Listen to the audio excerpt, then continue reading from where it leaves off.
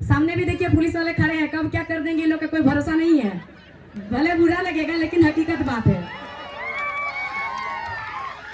ज्यादा खुशी हुआ कि ये जो बच्चे हैं ना, यही सब है रार माटी के रार बेटे, यही सब है। देखिए ये लोग कैसे बैठा है। ये लोग को मालूम है कि यहाँ से हम लोग घसक के नीचे जाएंगे, लेकिन ये लोग को ये भी मालूम है हम लोग उठ भी सकते हैं दोबारा। मालूम है ना, रार माटी के रार बैठे हो ना आप लोग। तो उसी तरह आप लोग अगर हमको और पूजा को जानते हैं तो एक वीडियो के माध्यम से जानते हैं ना, वीडियो के माध्यम से। आप लोग वीडियो देखे थे ना वीडियो, तो बहुत किसी का मन में ये सवाल उठता होगा कि ऐसा ही लोग क्यों बोली, ऐसा वीडियो क्यों आया, ये सब सवाल बहुत किसी का मन में उठता है ना। ये वीडियो इसलिए आया क्योंकि उस दिन हम लोग गए थे 60-40 नियोजन नीति के लिए, जो देवेंद्र भैया आपके यहाँ के माटी पुत्र सिल्ली के, इन्होंने विधानसभा घेराव करने का फैसला लिया था। जितने भी झारखंड से जितने छात्र हैं, जितने नौजवान हैं, जो पढ़ाई कर रहे हैं, नौकरी करेंगे, बेटा बेटी सबके लिए उन्होंने विधानसभा घेराव किया था। और वहां पे सरकार से यही मांग करने के लिए कि 60-40 जो नियोजन नीति है इसको अब हटा के 90-10 का नियोजन नीति लाइए, जो कि हमारे झारखंडियों का हित में है। लेकिन सरकार ने क्या किया, जैसे अभी यहाँ पर आप लोग सब कोई बैठे हैं ना, तो सब आराम से शांति से बैठा हुआ था। अचानक से पुलिस आए, तो उसी तरह हम लोग सब बैठे हुए थे। अचानक से पुलिस आके जो बड़ा बड़ा राइफल पकड़े हैं ना, उसी से आंसू बम फोड़े। आंसू बम का असर कैसे होता है, जैसे किसी का आंखों में मिर्चा का पाउडर छिड़क दो तो कैसे होता है, कैसे जलने लगता है। तो आंसू बम से वैसे ही आंख जलने लगता है। फिर आंख जलेगा तो क्या आप लोग भागने सकिएगा? नहीं सकिएगा। फिर उसके बाद जो बड़ा बड़ा डंडा पकड़े रहते हैं ना, उससे आकर ले दनादन बैठा के चले जाते हैं। तो जब इतना मारेंगे तो क्या हम लोग गूंगे जैसे चुपचाप रहेंगे? हमारा जुबान से उतना भी नहीं निकलेगा। हम लोग क्या उन लोग को अगरबत्ती दिखाएंगे? नहीं ना। अरे वहां तो कम से कम बोले, वहां तो वैसे ही उन लोग जैसे उठा के दिया ना, हम लोग को भी उठा के देना चाहिए था। लेकिन हम लोग तो बोले, क्योंकि हमारा परिवार में, हमारा झारखंडियों का जितना परिवार है, बेटा बेटी को बचपन में सिखाया जाता है कि बड़ों पे हाथ नहीं उठाना है। यही चीज सिखाया जाता है ना। तो मार खाने से के बाद किसका जुबान से नहीं निकलेगा? पता है जो हम बोले थे वो वाला एक पुलिस वाला का ही मुंह से हम सुने थे, एक पुलिस वाला का मुंह से सुने थे। भले पुलिस वाले को बुरा लगेगा लेकिन हकीकत बात है। तो कोई अगर मारते मारते उसे बोल के मारेगा तो हमको मेरे पीठ पे पड़ेगा, तो क्या मेरा जुबान से उतना भी नहीं निकलेगा? उसी का बोला हुआ बोली तो निकाले ना।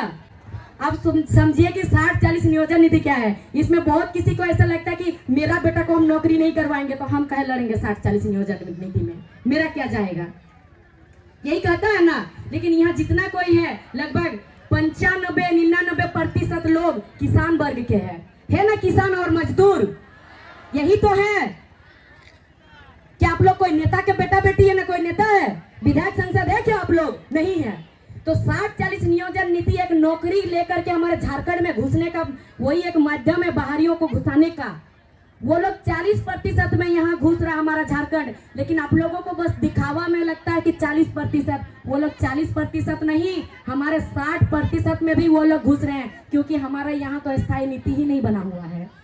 सब कोई यहाँ पर आके फर्जी वोटर कार्ड, फर्जी आधार कार्ड बना के बैठा हुआ है। तो वो लोग अपने आप को झारखंडी कहता है। हमको एक दिन एक आदमी कहते हैं कि बेबी जी, हम तो यहीं पे पल पोस के बड़े हुए हैं, मेरा बेटा तो झारखंडी ही ना होगा। तो हम बोले कि दादा आप बताइए कि आपके बाप कहाँ से थे? तो बोलते बिहार से। तो बोले आपका बाप बिहार से थे तो आप कैसे झारखंड के हो जाएंगे? हमारे दादा परदादा, उसके भी दादा परदादा एकदम 10 पीढ़ी से यहीं पर है। जब से पैदा हुआ इंसान, जब से साथ धरती बना है, तब से वो लोग यहीं पे है। और वो 2 दिन बाद यहाँ से आ जाएगा, फिर उसके बाद बोलेगा कि हम झारखंड के हैं, फिर हमारा नियोजन लेने के लिए आएगा। फिर वो लोग 40% में वो लोग घुसेंगे यहाँ, और आने के बाद वो लोग सिर्फ नौकरी ही नहीं लेंगे, वो लोग नौकरी के माध्यम से घुसेंगे, अपना परिवार लाएंगे। परिवार लाएंगे तो वो लोग कहाँ रहेंगे? हवा में रहेंगे क्या? नहीं ना, जमीन खरीदेंगे।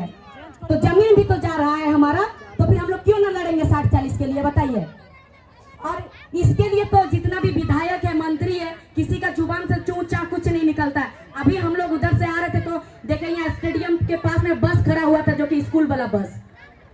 और क्या कहा जाता है, एक कदम शिक्षा की ओर। क्या बस देने से शिक्षा मिलेगा आप लोग को? बस देने से आपके बच्चों को शिक्षा मिलेगा? नहीं मिलेगा ना। तो फिर इसका विरोध आप लोग क्यों नहीं करते हैं? अगर विरोध नहीं कर पा रहे तो 24 में सीधा बदल दीजिए सरकार। बस में कभी शिक्षा मिलता है? नहीं, स्कूल में शिक्षा मिलता है, स्कूल में मिलता है। और स्कूल में 1 से 10 क्लास तक स्कूल है, 5 गो मास्टर है, और उसी 5 गो मास्टर में से मास्टर लोग को भेज देता है किसका घर में छगरी कितना है, किसका घर में मुर्गी कितना है, गिनने के लिए भेजता है कि नहीं भेजता है? मास्टर को यह मालूम रहता है कि किस गांव में, किस गली में, किस घर में, किसका घर में छगरी कितना, मुर्गी कितना है, लेकिन मास्टर को यह नहीं मालूम रहता कि उसका स्टूडेंट कितना है, उसका स्कूल में छात्र कितना है, क्योंकि मास्टर को समय नहीं देता है। ये चीज होता है ना। तो फिर शिक्षा में कैसे बदलाव हुआ? एक कदम शिक्षा की ओर कैसे गया? और अपने बच्चे को बड़ा बड़ा स्कूल में पढ़ाएंगे, डीएवी पब्लिक स्कूल, क्या क्या स्कूल का नाम, बड़ा बड़ा स्कूल। हम लोग इतना बड़ा स्कूल में पढ़े नहीं, हम लोग को मालूम नहीं है। और आपके बच्चे जैसे हम लोग भी तो आप लोग के बच्चे ही हैं। हम लोग कहाँ पढ़ते हैं? जो सरकार का बनाया हुआ है स्कूल। और बड़ा बड़ा पदाधिकारी, जितने भी बड़ा बड़ा पदाधिकारी है सर के, बड़ा बड़ा घर जो चिक चिक वाला नहीं रहता, टाइल्स मार्बल वाला, वैसे घर के नहीं है हम लोग। आप ही लोग का जैसे हैं, देवेंद्र दादा भी वैसे ही है। तब आज हम लोग को दर्द हुआ है, दर्द लगा है हम लोग में। आप लोगों को एक कुछ दिन पहले बात बता रही हूँ, जो 1 तारीख का बात है। हमारा वहाँ आधुनिक कंपनी है, हमारा कोल्हान में एक आधुनिक कंपनी है।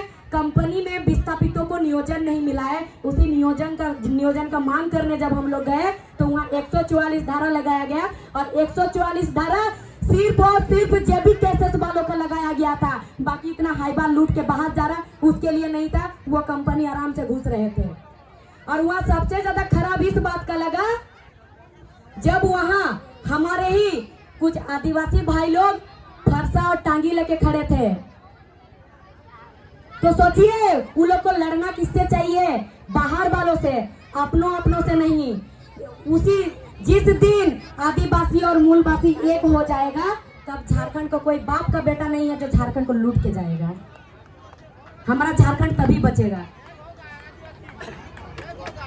एकदम एक होना चाहिए, आदिवासी और मूलवासी एक होना चाहिए, तब हम लोग बाहर वाले को मुंह तोड़ जवाब देके यहाँ से बाहर भगा सकते हैं। तो अभी तो शाम हो चुकी है।